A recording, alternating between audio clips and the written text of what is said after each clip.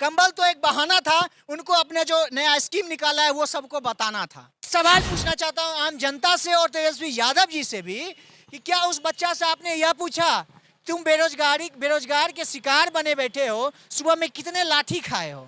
पटना के पीएमसीएच भी कुछ दिन पहले गए थे और चिकित्सा डिपार्टमेंट पूरा सुधार के रख दिए थे, पूरा अस्पताल सुधर गया था हमारे बिहार का। ये मैं नहीं कह रहा, वो वहाँ के स्टूडेंट कह रहे हैं, जो स्टूडेंट रोज लाठी डंडा मार खाते हैं, गर्दनी बाग में रेगुलर बैठते हैं और उसके बाद फिर से नारेबाजी वही करती है कि हमारे मांगे पूरी करो, हमारी मांगे पूरी करो।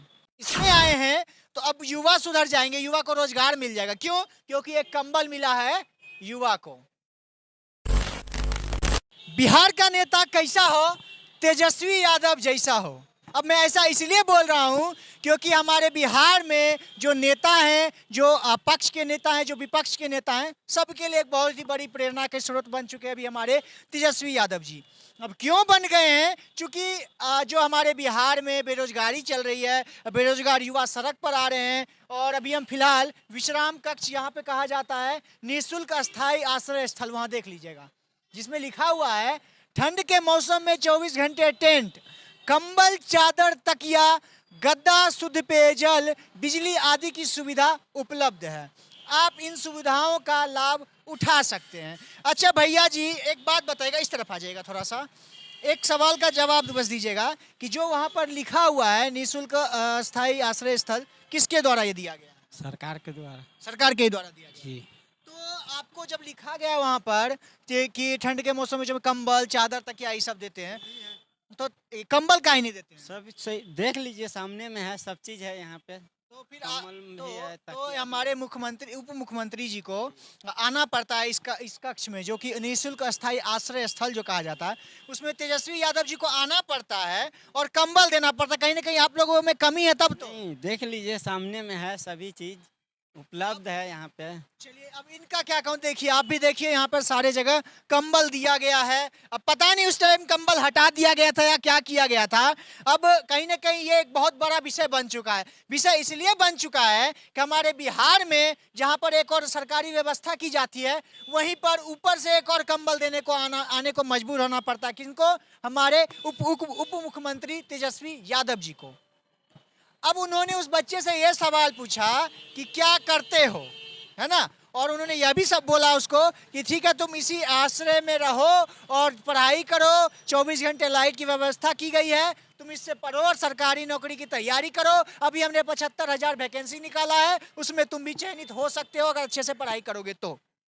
अब मैं एक सवाल पूछना चाहता हूं आम जनता से और तेजस्वी यादव जी से भी कि क्या उस बच्चा से आपने यह पूछा तुम बेरोजगार के शिकार बने बैठे हो, सुबह में कितने लाठी खाए हो? क्या हमारे बिहार में आज की जो रोजगारी का जो आलम चल रहा है, वहां पर एक और जो अभी रात के समय में कंबल बांटते हुए दिखते हैं, वहीं एक और दिन के समय में गर्दनी बाग पटना में, क्योंकि मुख्यमंत्री पटना में ये भी घूम रहे हैं, पटना के पीएमसीएच भी कुछ दिन पहले गए थे और चिकित्सा डिपार्टमेंट पूरा सुधार के रख दिए थे, पूरा अस्पताल सुधर गया था हमारे बिहार का। और जब इसमें आए हैं तो अब युवा सुधर जाएंगे, युवा को रोजगार मिल जाएगा। क्यों? क्योंकि एक कंबल मिला है युवा को। अरे साहेब, हमारे बिहार में ना जो किसी का जन्मदिन आता है वो भी कंबल वितरण करता है गरीबों में।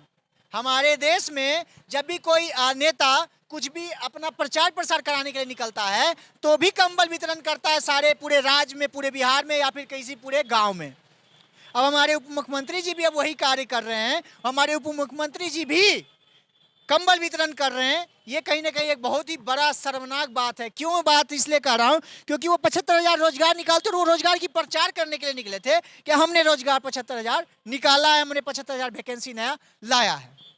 अब कहीं ना कहीं अब इस पर मैं क्या बोलूं, आप लोग खुद बताएंगे। और सबसे बड़ा सवाल होता है कि जब ये कंबल से उन्होंने दिखा दिया कि युवा को रोजगार मिल जाएगा, तो फिर वही पटना में ही गर्दनी बाग में लगातार अभी कुछ दिन पहले डाक बंगला चौराहा पर छात्र का आंदोलन हुआ था। वो भी किसी दूसरे के हक की मांग नहीं करते, अपने हक की मांग करते हैं कि हमारा ये अधिकार है, जो हमने परीक्षा निकाला है वो हमारा संवैधानिक अधिकार है, वो हमें दो। हमारे हक का जो हमारा अधिकार है वो हमें दो। उसके लिए भी आप उसको लाठी डंडा मारते हैं, लाठी डंडा मार करके घर में बिठाते हैं, हाथ पैर तोड़ करके कहीं पे भी अस्पताल में एडमिट कराते हैं। ये हमारे अधिकार की, सिर्फ अधिकार की लड़ाई थी, उसमें भी जब आप करते हैं तो क्या हमारे आने वाली पीढ़ी, हमारे आने वाला समय जो कि अब इसमें बिताने वाला है, जो बेरोजगार लोग, जो गरीब लोग, इसमें रहने को मजबूर आप कर रहे हैं, क्या आप ये रोजगार आपके लिए कोई भी मुद्दा नहीं बचा है?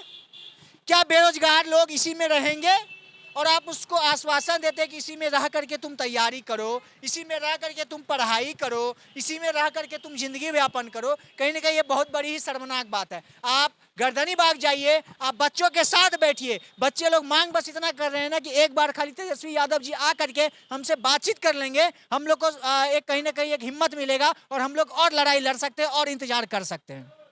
लेकिन जब जरूरत है तो कोई उनसे मिलने नहीं जाता, कोई नेता पक्ष प्रतिपक्ष कोई नहीं जाना चाहता है। इसलिए नहीं जाना चाहता कि पता है आज हम सत्ता में नहीं है ना, तो जरूर आवाज उठाएंगे, लेकिन फिर सत्ता में आएंगे तो सो जाएंगे। ये मैं नहीं कह रहा, वो वहाँ के स्टूडेंट कह रहे हैं, जो स्टूडेंट रोज लाठी डंडा मार खाते हैं, गर्दनी बाग में रेगुलर बैठते हैं और उसके बाद फिर से नारेबाजी वही करती है कि हमारे मांगे पूरी करो, हमारी मांगे पूरी करो।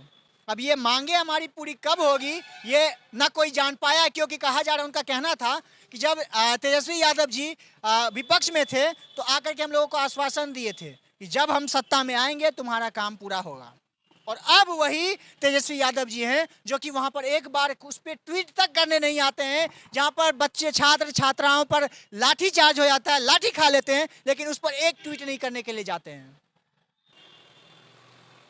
अब रही बात अस्पताल की, चिकित्सालयों की, तो ये हमारे बिहार का सबसे बड़ा बहुत क्या बोले उसको अचीवमेंट कह सकते हैं कि हमारे बिहार में जब किडनी ट्रांसप्लांट के लिए, क्योंकि कहा जाता है कि जब बीजेपी सत्ता में थी तब भी शिकायत था, जब आरजेडी सत्ता में आई और आरजेडी जदयू के साथ आई, क्योंकि जदयू तो पहले से राज कर रही थी, लेकिन जब आरजेडी के साथ आई उसके बाद जस्ट तुरंत कुछ दिन बाद तेजस्वी यादव जी पीएमसीएच पहुंचते हैं और हमारे अस्पताल की व्यवस्था सुधार देते हैं।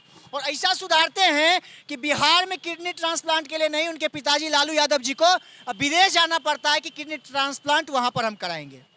ये हमारे बिहार का सबसे बड़ा अचीवमेंट कह सकते हैं कि हमारे बिहार में किडनी ट्रांसप्लांट की भी व्यवस्था नहीं की जाती है, विदेश में जाना पड़ जाता है। और कहा जाता है कि तेजस्वी यादव जी हमारे बिहार का सरकारी व्यवस्था, जो अस्पताल व्यवस्था है और कहीं ना कहीं शिक्षा व्यवस्था है, सब कुछ इतना सुधार दिए हैं, इतना सुधार दिए हैं कि आज लोग उनको रोड सड़क पर आना पड़ता है, उनको छात्र मिल जाता है सड़क पर लेटा हुआ। ये सबसे बड़ा दुर्भाग्य कहा जा सकता है हमारे बिहार के लिए। इसलिए कहा जा सकता है कि जहां पर एक और कहते हैं कि हमारा पूरा बिहार शिक्षित होगा, हमारे पूरे बिहार का युवा शिक्षित होगा, वहीं युवा सड़क पर आपको सोया मिल जाता है, आपको सड़क पर कंबल देने के लिए मिल जाता है। लेकिन आप इस व्यवस्था को सुधारने के लिए, जहां पर गर्दनी बाग में शिक्षक अभ्यर्थी जो लगातार अपने मांगों के लिए लगातार आवाज उठा रहे हैं, उनको न्याय नहीं मिलता है, उनको रोजगार नहीं मिलता है। आपको हमारा यह प्रयास कैसा लगता है? क्योंकि लगातार हम लोग सिस्टम के खिलाफ, करप्ट सिस्टम के खिलाफ लगातार हम आवाज उठाते रहे हैं और आगे भी उठाते रहेंगे, लेकिन कहीं ना कहीं इसको गलत वे में मिला, क्योंकि हमारी लड़ाई किसी से नहीं है,